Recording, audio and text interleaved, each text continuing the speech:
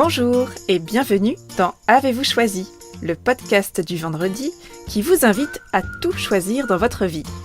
Je suis Oriane Savouré-Lucas, chef de projet dans la vie et serial choisisseuse de ma vie. J'ai 39 ans, les pieds sur terre, la tête dans les étoiles et je vous propose d'explorer avec curiosité le vaste et intrigant territoire du choix. Cette exploration, je vous y invite à travers des réflexions, des questionnements et des ressources qui m'aident à choisir ma vie, ou encore à travers une conversation que j'ai eue avec une personne que je trouve inspirante sur la question du choix. Je suis formée au coaching et j'ai à cœur d'accompagner les personnes qui le souhaitent à oser réenchanter leur vie, tout en développant leur impact dans leurs différentes sphères de vie et d'influence. Avez-vous déambulé dernièrement dans l'allée yaourt d'un grand supermarché ? La dernière fois que ça m'est arrivé, j'ai eu un choc devant la surabondance de choix qui me sautait aux yeux. Et on parle là seulement de yaourt. Je faisais face à une allée entière de toutes sortes de yaourts et de marques de yaourt. Autant dire qu'il faudrait presque poser une journée de RTT si l'on voulait passer en revue tous les yaourts proposés avant de faire un choix. Les enfants, souhaitez-moi bon courage, maman part au supermarché choisir des yaourts. Nous vivons dans une société moderne et industrialisée qui nous offre une quantité pléthorique de choix dans tous les domaines de notre vie. A priori, c'est une source de satisfaction. On préfère tous avoir la possibilité de faire un choix parmi un certain nombre d'options possibles, plutôt que de se voir imposer quelque chose dans nos vies.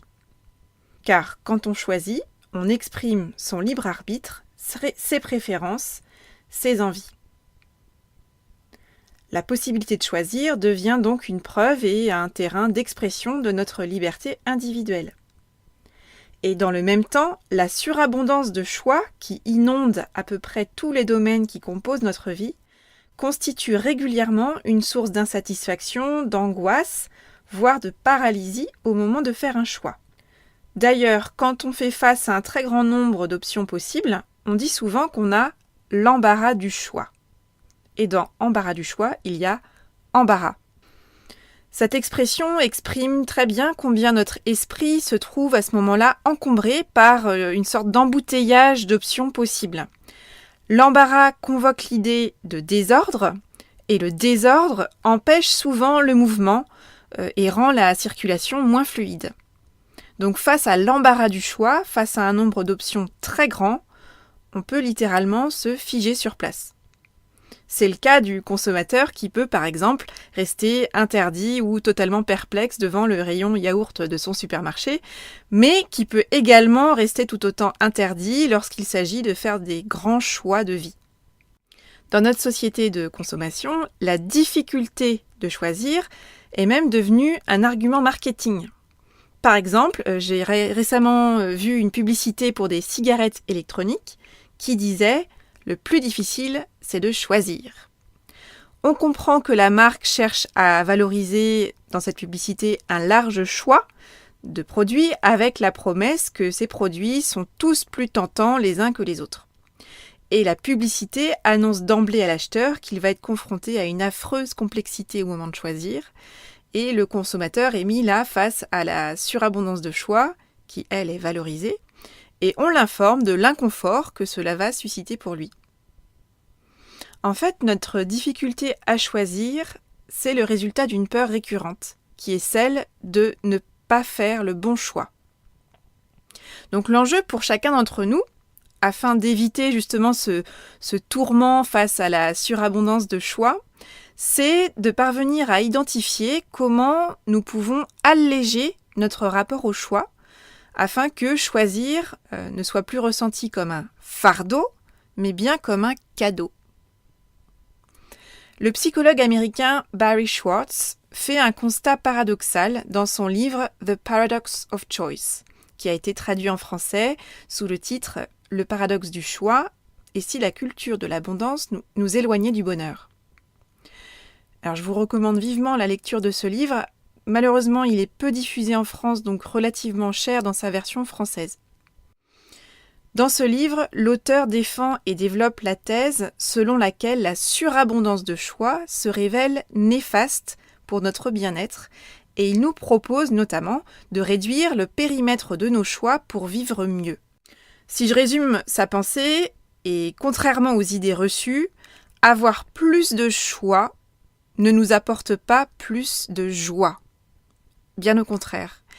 Être confronté à un trop grand panel de choix a un prix qui peut être élevé et qui peut nous nuire. Donc l'auteur nous dit, je cite, que s'accrocher de toutes ses forces à la totalité des choix qui s'offrent à nous contribue à prendre de mauvaises décisions et nous génère de l'anxiété, du stress et de l'insatisfaction et nous conduit même jusqu'à la dépression. L'auteur distingue deux catégories de comportements chez les personnes qui sont confrontées à un choix. Il nous dit que nous sommes soit un maximiseur, ou un satisficer, satisfaiseur. Alors, ça sonne pas très bien en français. Donc un maximizer ou maximiseur, c'est une personne en fait qui cherche constamment à faire le meilleur choix possible dans tous les domaines de sa vie. Cette personne, elle est toujours à la recherche de la meilleure affaire, du meilleur produit, de la meilleure opportunité, des meilleures relations, du meilleur job. Cette personne, elle est constamment dans une sorte de fuite en avant à la recherche de la meilleure option, du meilleur choix possible. Et quand son choix est fait, généralement, cette personne, elle ressent des regrets, persuadée qu'elle aurait pu faire un meilleur choix. D'ailleurs, elle va régulièrement aller modifier son choix pour aller faire le choix, le nouveau choix considéré comme le meilleur, jusqu'à ce que ce dernier ne soit plus le meilleur à nouveau. Ce comportement, il est généralement source d'une grande insatisfaction et d'un profond malaise. Alors que de son côté, le satisficer, le satisfaiseur, définit des critères satisfaisants, selon lui, et lorsqu'il a identifié une option ou un choix qui répond à ces critères, il arrête son choix sur cette option et il ne revient pas dessus, jusqu'à ce que éventuellement ces critères ne soient plus atteints de manière satisfaisante ou jusqu'à ce qu'il change ses critères, par exemple. Les travaux de recherche menés par Barry Schwartz l'amènent à partager quelques conseils intéressants pour vivre mieux. Et je vous renvoie vraiment à la lecture de son ouvrage, mais j'ai choisi de faire un zoom sur quelques points que je trouve particulièrement intéressants. En substance, Barry Schwartz nous conseille de choisir avec discernement pour mieux vivre, et cela commence par comprendre avec clarté quels sont nos propres objectifs. Est-ce qu'on cherche à obtenir ce qu'il y a de mieux, ou bien est-ce qu'on se met en quête de ce qui est suffisamment bien ? L'auteur nous dit que pour vivre mieux et pour ne plus vivre le choix comme un fardeau, il nous faut être en quête de ce qui est suffisamment bien plutôt que de se mettre en quête de ce qu'il y a de mieux. Notamment dans un monde où la surabondance de choix rend la quête de la meilleure option semblable à un puits sans fond. Parce que concrètement, comment être sûr et certain que le choix qu'on a fait est incontestablement le meilleur ? La course au meilleur choix s'avère souvent chronophage, énergivore et déprimante. Et clairement, le jeu en vaut rarement la chandelle. Alors la bonne nouvelle que nous apporte l'auteur, c'est qu'on cherche rarement à obtenir systématiquement ce qu'il se fait de mieux dans tous les domaines de sa vie. Généralement, on a tendance à appliquer notre recherche de ce qu'il y a de mieux à certains domaines de notre vie. Et dans d'autres sphères de nos vies, on se contente tout à fait de choix qui nous paraissent suffisamment bons. Alors, pour reprendre la main sur notre rapport au choix, il est intéressant de voir justement dans quelle mesure nous pouvons délibérément limiter le périmètre de nos choix, toujours dans l'idée que plus de choix n'amène pas forcément plus de joie. Donc tout d'abord, il est intéressant d'être au clair avec nos propres critères de choix. Qu'est-ce que je veux ? Qu'est-ce que je cherche ? Parce que très souvent, on est submergé par la surabondance de choix, tout simplement parce qu'on est comme bombardé par une multitude d'options possibles et que nous tentons désespérément de faire un choix en réaction à ce nombre foisonnant d'options possibles. Or, il est toujours plus efficace de partir de soi pour choisir. Qu'est-ce que moi je veux ? Qu'est-ce que je cherche ? Quels sont les critères que je veux atteindre à minima pour faire un choix qui soit satisfaisant pour moi ? Une fois que ces critères sont clairement définis, là, on se tourne vers l'extérieur et on peut focaliser notre recherche avec comme grille de lecture et cadre de référence les critères de choix que nous avons définis pour nous-mêmes par rapport à nous-mêmes, et non pas en réaction à tout ce qui nous arrive comme sollicitation et stimuli. Donc pour reprendre l'exemple de notre rayon de yaourt, il est plus efficace d'avoir identifié en amont de notre visite au rayon quel type de yaourt on cherche, alors sans forcément savoir précisément quelle marque par exemple, mais en tout cas en ayant tout de même réduit le champ des possibles, plutôt que de déambuler comme ça, l'âme en peine, les yeux écarquillés devant le rayon yaourt, avec l'espoir de trouver l'inspiration.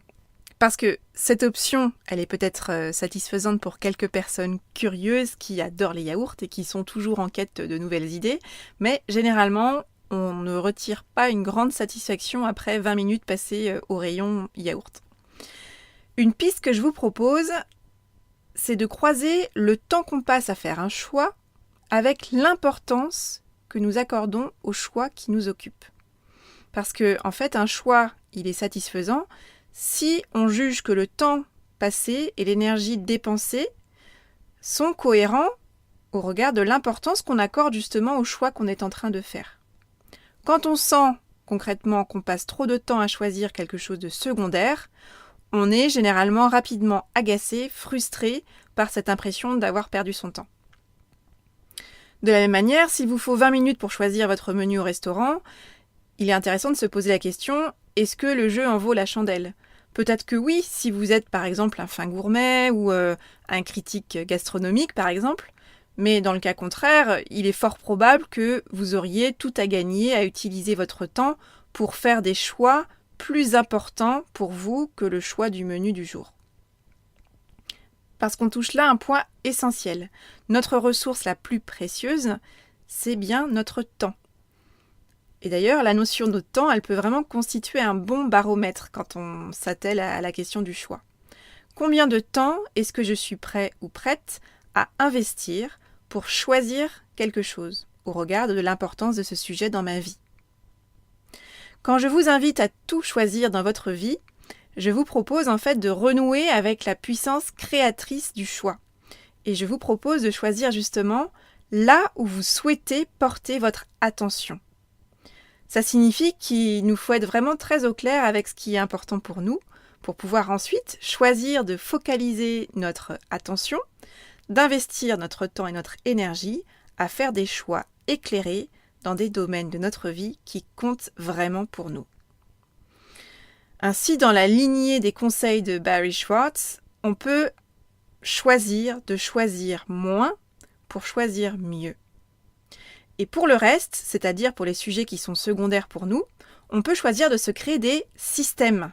C'est-à-dire, on peut choisir de définir un système une bonne fois pour toutes et de ne pas y revenir, tout pendant que ce choix nous satisfait. Et c'est une bonne manière en fait de se libérer du temps et de l'énergie qu'on peut alors utiliser efficacement pour faire des choix qui comptent vraiment pour nous.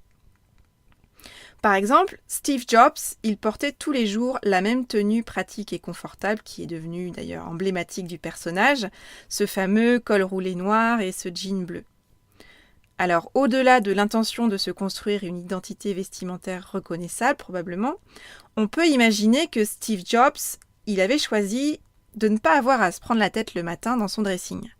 Globalement, il ne devait pas avoir spécialement envie de passer chaque jour un temps précieux à choisir sa tenue du jour. En optant pour un uniforme, il a donc choisi un système qui lui convenait et qui lui permettait de consacrer son temps à d'autres actions qu'il considérait comme étant à plus forte valeur ajoutée pour lui. A l'inverse, une personne qui aime particulièrement la mode, qui conçoit l'habillement comme une manière d'exprimer son identité et sa créativité, probablement que cette personne, elle ne pourrait pas se satisfaire de revêtir chaque jour la même tenue, et ce jour après jour. Pour cette personne, il est fort probable que le choix quotidien de sa tenue constitue un moment important de sa journée. Et vous, est-ce que vous avez plutôt tendance à agir comme un maximiseur, c'est-à-dire à vouloir choisir systématiquement ce qu'il y a de mieux, ou bien comme un satisfaiseur, c'est-à-dire à rechercher l'option qui coche les cases d'un nombre suffisant de vos critères de choix ? Alors, je vous propose de prendre une feuille et un crayon pour réaliser un exercice sur ce thème.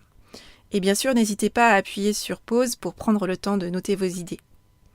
Je vous invite à identifier 1 à 3 domaines dans lesquels vous vous contentez parfaitement des options suffisamment bonnes que vous avez identifiées. Puis, je vous propose d'identifier 1 à 3 domaines dans lesquels, à l'inverse, vous mettez tout en œuvre pour avoir ce qu'il se fait de mieux, systématiquement. Donc ça peut concerner les gadgets électroniques, votre lieu de vie, votre travail, les téléphones portables, vos relations sentimentales. Parmi cette liste, quels sont les domaines où la quête du meilleur choix possible génère en vous, toujours ou quasiment toujours, une bonne dose d'insatisfaction? Quel est le domaine dans lequel vous considérez que vous gaspillez du temps et de l'énergie au regard du peu d'intérêt que revêt finalement pour vous le domaine en question? Et puis du coup, quel système vous pouvez choisir de tester dans ce domaine pour vous libérer du temps et de l'énergie pour les choses qui comptent vraiment pour vous?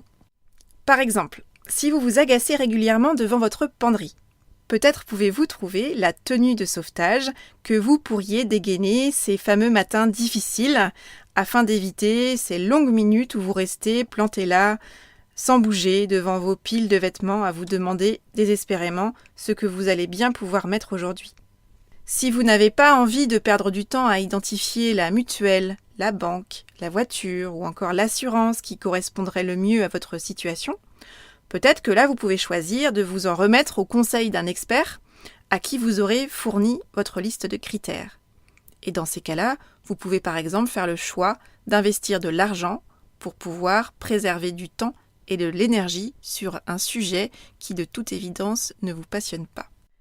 Je vous invite enfin à tester ce nouveau système, à l'ajuster si besoin et à profiter du temps et de l'énergie que vous avez libéré pour vous consacrer à faire des choix dans les domaines qui comptent véritablement pour vous.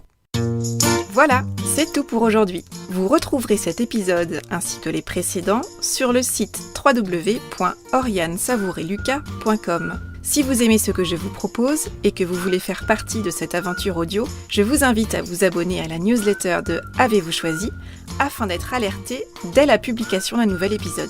N'hésitez pas à partager votre enthousiasme par écrit en déposant un avis sur le site, sur la page Facebook Avez-vous choisi ou une constellation de 5 étoiles sur iTunes. Et n'hésitez pas bien évidemment à faire connaître Avez-vous choisi à celles et ceux qui vous sont chers et que l'idée de tout choisir dans leur vie pourrait réjouir. Je vous souhaite une belle semaine et je vous donne rendez-vous vendredi prochain pour un nouvel épisode. Et d'ici là, et si vous choisissiez tout ?